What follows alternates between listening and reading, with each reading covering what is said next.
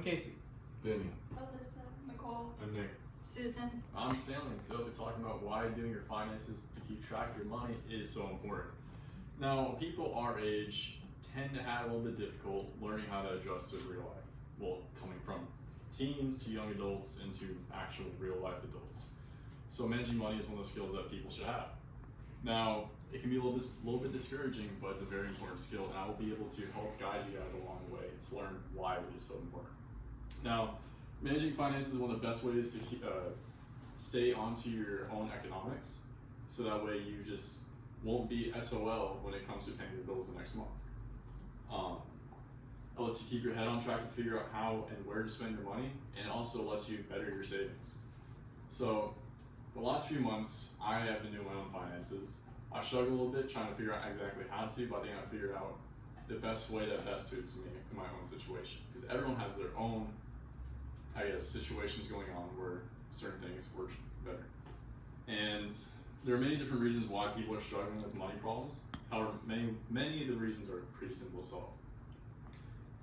And after conveying these problems and causing low bank accounts or having a hard time saving, I'll describe the situations.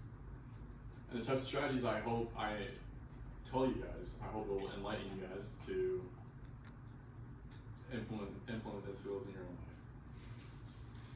So, Christy Rizaki is quoted saying, because money is necessary for obtaining the goods and services you need to survive, and understanding of personal finance is essential. Now, this was by Why Is Money Important by Lindy, the website. Now, when she talks about this, when I read through the article, I kind of learned a few things, but also a lot of it's common sense, but it's still nice to go over the basics. It just kind of emphasizes why saving at a young age is really good for your retirement with 401ks or Roth IRAs. I don't even know half those words mean, but I learned. That's what I'm doing my own research does for you guys. Now, money can sometimes feel fleeting or just not there sometimes, and that's a big problem that my youth has, like in my generation. Now, even though many of these problems seem to be without reasons, there are causes for them to appear in your life. For example, living outside your means, aka spending more than you can really afford. Now, if someone is living beyond their means, they're spending more money than they can afford. If someone's living in their means, they're not spending more money than they can afford. Now, this was by Collins Dictionary, to live beyond your means. I figured a simple definition would be more than sufficient to help describe what I'm trying to convey to you guys. Now, what I mean by this is if you buy too much stuff for if you only get paid so little, you're not going to be able to save any money and you'll be in debt, which is not very fun to get out of. Now, eating out every day is also another great example of it too, because if you're going out to McDonald's buying yourself a lunch $10 a day for 5 days a week if you're at work, that equals out to about $200 after the month. Now, I know this from personal experience. It's not very fun if you don't look for it. Now, if you're on a budget or just want to cut unnecessary waste out of your life, expenditures, consider how much money you spend on eating out that you save. Now, this is by Money Wisdom by Trish Reskic. And I feel that just by reading reading the article, I was able to kind of understand how much I should be cutting back on my monthly pay just for food. And I've saved quite a bit of money ever since then. Now, buying unnecessary items is also another thing to watch out for, because if you can't afford it, why buy it? Or if you're just walking around, it's impulse buying that really does get you. Seeing how these are simple enough, the situation to cause these will do more than just eliminate the unnecessary spending. Now, making monthly finances on paper or doing an Excel sheet is a fantastic way of just figuring out where your money is, how much you're making, and just overall seeing it on a data sheet to fully comprehend what situation you're in. Now, looking at your bank accounts and seeing exactly what is the biggest money taker just by the biggest numbers there are is another fantastic way of realizing where everything's going.